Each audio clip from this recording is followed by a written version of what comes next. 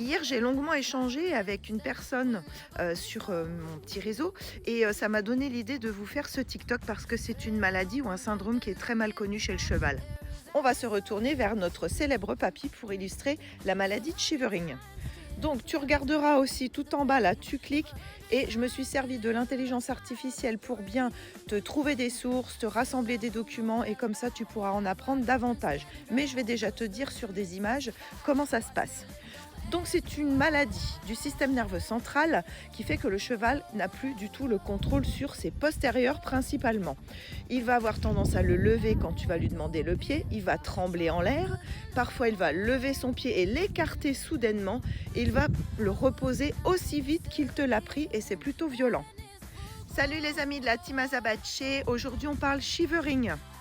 Ces chevaux sont très mal compris parce que parfois ils prennent des coups de râpe de par les pareurs ou ils se font frapper par leur propriétaire parce qu'ils pensent que le cheval a voulu les taper, le cheval a voulu les botter. Or ce n'est pas du tout le cas puisque le cheval n'a aucun contrôle sur la repose de ses postérieurs.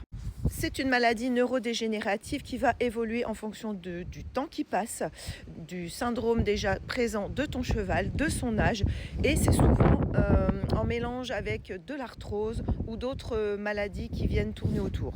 C'est rarement un syndrome isolé. Comme c'est une maladie plutôt récente, nous n'avons que des approches observatoires parce qu'il n'y a vraiment aucun traitement par rapport à cette maladie pour l'instant. L'essentiel, c'est déjà que ton cheval puisse marcher le plus possible, qu'il puisse aller au pré, qu'il ne soit pas en situation de stagnation. C'est également bien de pouvoir le mettre dans un abri la nuit pour qu'il ait les pieds au sec parce que oui, shivering, ça fait de nos chevaux des animaux complètement difficiles à parer qui peuvent mettre en danger nos fameux professionnels, donc bien prendre soin de ses pieds. Essayez au maximum de parer tous les 45 jours, grand maximum. Le secret réside aussi dans l'entretien régulier des pieds. Il vaut mieux y aller par petites touches. Également, lorsqu'on cure les pieds de nos chevaux shivering, souvent on attend qu'ils soient au repos et c'est ainsi qu'on va curer les pieds. On a difficilement accès au niveau de la pince du sabot et donc pour couper les pinces, il va falloir user de stratégies. Quand ton professionnel intervient sur ses pieds, imagine qu'il part un Shetland. Ça va être le plus bas possible avec des outils dédiés, donc des pinces les plus courtes possibles et les plus démultipliées pour pouvoir bien couper. Dans un premier temps, moi j'ai changé toute sa nourriture. Aujourd'hui, il est à l'arpagophytum déjà prédosé dans la nourriture Lambay Senior dont je t'ai déjà parlé. Il est vrai que depuis que j'ai changé sa nourriture, les pieds sont beaucoup plus facilement accessibles. Tu sauras que depuis juin, juillet, août, il m'était complètement impossible de lui soulever les pieds pour le parage. On est obligé de le parer dans un pré avec un sol mou parce qu'il faut voir que lorsqu'il repose ses pieds de façon très violente, il peut se fendre l'os ainsi que le sabot. Et d'ailleurs, tu vois dans le regard de ton cheval qu'il y a quelque chose qu'il ne comprend pas. Il ne comprend pas du tout ce qui lui arrive. Ça n'engendre pas que cela. J'ai remarqué également que comme c'est une maladie des troubles musculaires générés par les nerfs, il s'est coincé une fois la bouche sur son boulet. La mâchoire, en se grattant, s'est refermée sur son boulet. Il était incapable d'ouvrir à nouveau sa mâchoire. Autant te dire qu'il a eu une très très grosse blessure que nous avons dû soigner pendant plusieurs mois. Aujourd'hui, il ne reste plus rien. Ce sont des chevaux qui doivent tout de même se mouvoir. Bien entendu, on ne leur demande pas un gros travail, mais la balade sur des chemins plutôt tranquilles, il ne faut pas des chemins qui encaissent, etc., avec des gros cailloux qui vont les déséquilibrer. Également, les munir d'hyposandales avec amortisseur intégré. Bien leur laisser un endroit sec et propre pour toutes les nuits de façon à ce que les pieds puissent se reposer de l'humidité, principalement lorsque nous sommes en Bretagne. Parce que oui, il va faire une pourriture de fourchette là-dessus ou une fourmilière et là, bonjour la catastrophe pour soigner les pieds. Comme je te l'ai dit, il n'existe à l'heure actuelle aucun traitement pour cette maladie. On ne peut que essayer de régulariser, de régler les symptômes. À un moment donné, je lui donnais des anti-inflammatoires avant le parage. En effet, j'avais constaté une légère amélioration, mais c'était quand même pas un miracle. Oui, je sais, j'ai pas ramassé les crottins du copain, je vais le faire juste après. Mais comme tu vois, ici tu as un cheval de 21, presque 22 ans, dont les pieds sont quand même plutôt corrects par rapport à sa pathologie. Actuellement, il est en milieu de parage, comme je t'ai dit, tous les 45 jours maximum. Parfois, ils peuvent avoir également Cushing, ils peuvent avoir de l'arthrose, ils peuvent avoir d'autres troubles. Donc évidemment, c'est un spectre général.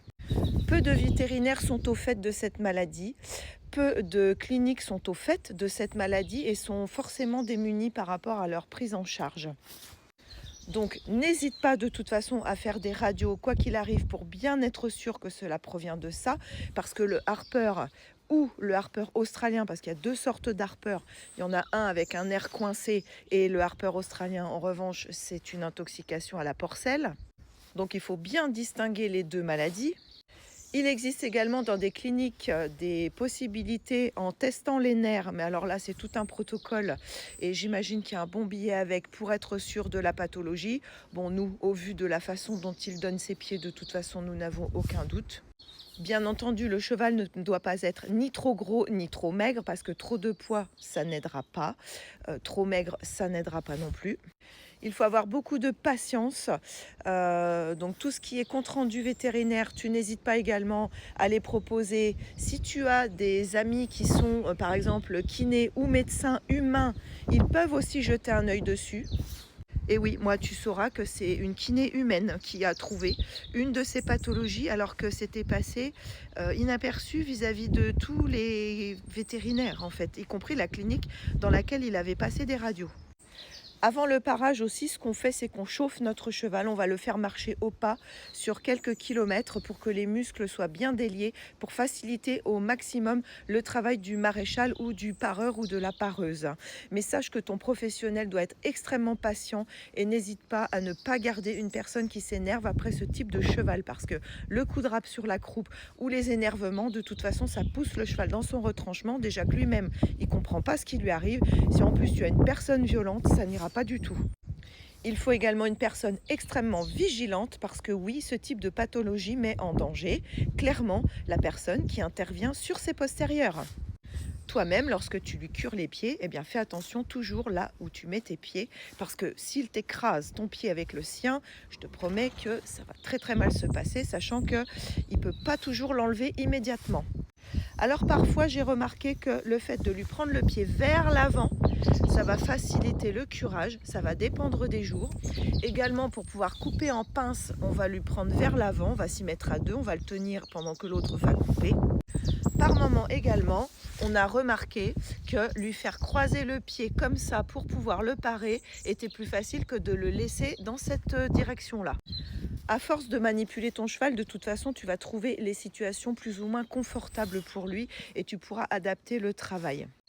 Ensuite, on continue des petites séances au pas, monté ou pas d'ailleurs, hein, il est très rarement monté, notre papy. Lorsqu'il est monté, c'est uniquement pour aller brouter un peu plus loin, pour faire un peu plus de kilomètres au pas, pour se changer les idées, parce que c'est important pour leur morale aussi.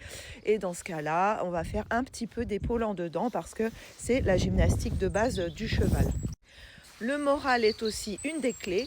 Donc lui, après, une fois que je leur aurai donné à manger, il va aller avec la pouliche parce que la pouliche étant jeune, elle lui remue le croupion. Et ça lui fait beaucoup de bien parce qu'il est obligé de bouger. Le pire pour un cheval comme ça, c'est de rester immobile. Donc tu l'auras compris, on n'a pas de recette actuelle pour soigner cette maladie. La seule chose, c'est prendre en charge leur quotidien au mieux qu'on peut. Sur ce, je te souhaite bon courage. Et encore merci à mon interlocutrice d'hier dont je ne vais pas révéler le nom parce que je ne lui ai pas demandé son autorisation. Mais en tous les cas, voilà, c'était un échange intéressant parce que nous sommes perdus avec nos chevaux. Lorsqu'on découvre ça, on ne sait pas quoi faire, on est vite démunis. Les professionnels le sont aussi. On ne sait même pas ce qu'ils projettent ça, pourquoi ils ont ça, on ne sait même pas si c'est génétique. Par conséquent, c'est bien de pouvoir échanger. Donc n'hésite pas à partager en commentaire, liker, identifier tes copains si tu as des amis qui ont des chevaux qui ont ce type de syndrome ou de pathologie pour qu'on puisse s'échanger des tips, des façons de faire, des astuces pour pouvoir soulager nos chevaux, vieux ou pas, parce que ça peut arriver très jeune.